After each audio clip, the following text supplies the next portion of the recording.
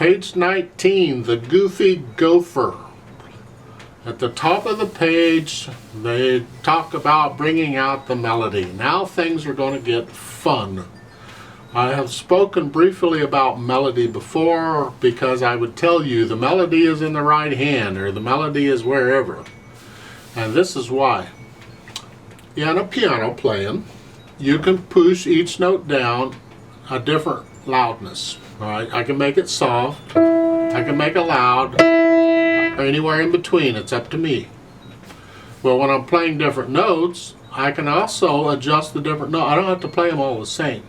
So in this Goofy Gopher at the beginning, I have a G in the right hand and a C in the left hand. I can play them the same, but I don't have to.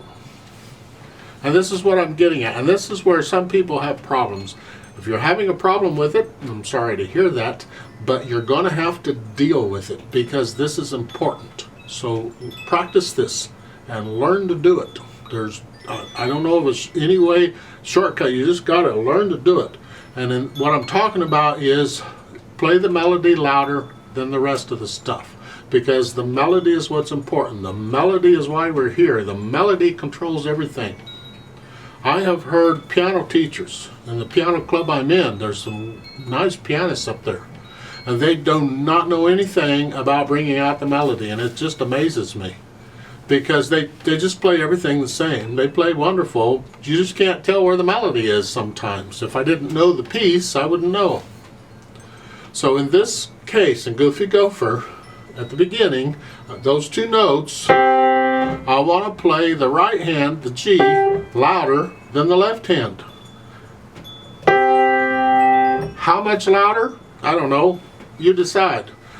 The dynamic given is MF. You see an MF between the staves? Mezzo forte, that's medium loud, so it's sort of loud. I don't know how loud that is. You decide how loud medium loud is. But that's what rules.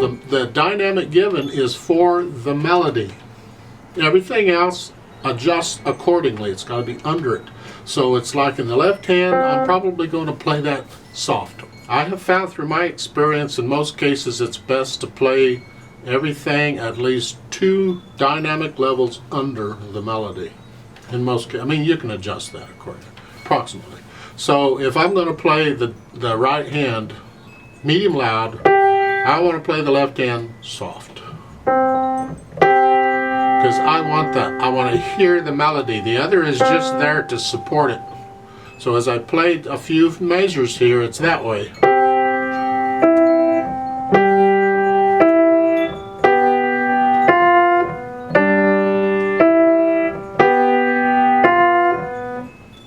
Hear the right hand. The other hand is just there. If I play them the same, the left hand gets in the way.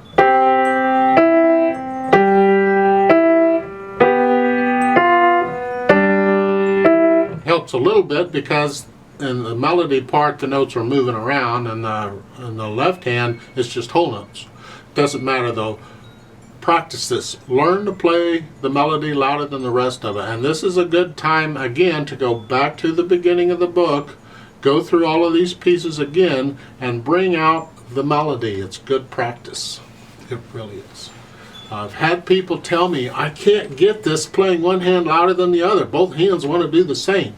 And I'm sorry, there's not a lot I can do about that. You've got to learn to control the hands independently. So get the feeling of one hand playing louder than the other. And the melody can be anywhere. It might be in the left hand. So you can play the left hand louder in that case than the right hand. So you practice, practice, practice, practice. Yeah, work on it. Now watch out in the last line, the last couple measures or 3 measures or so, the melody goes to the left hand for 1 measure. So however loud you're playing the melody there, make sure when the left hand gets it, it's the same loudness. So it sounds like one hand's playing the whole thing, even though it isn't.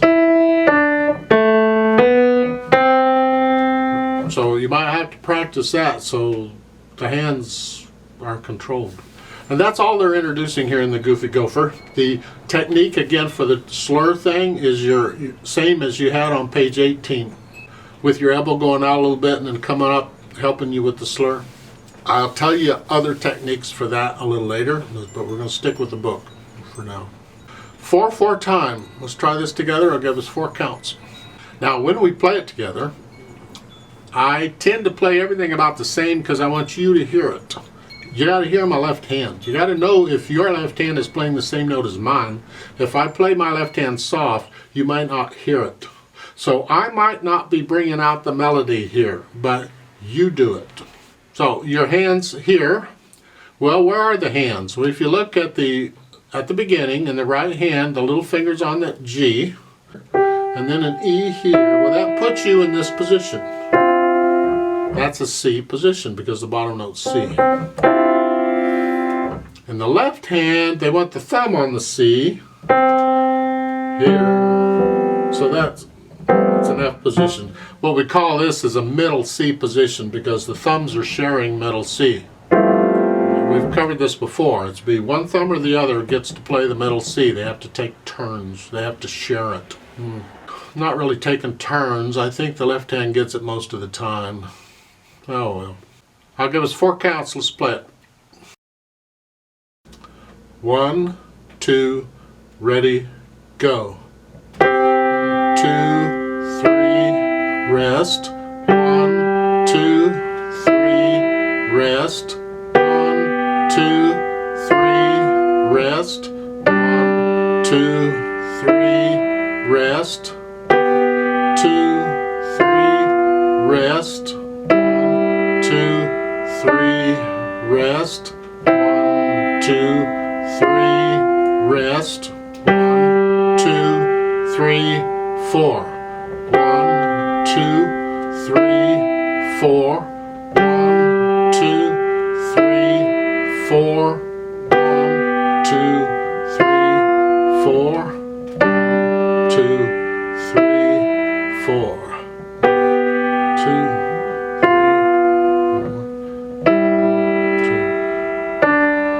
Rest.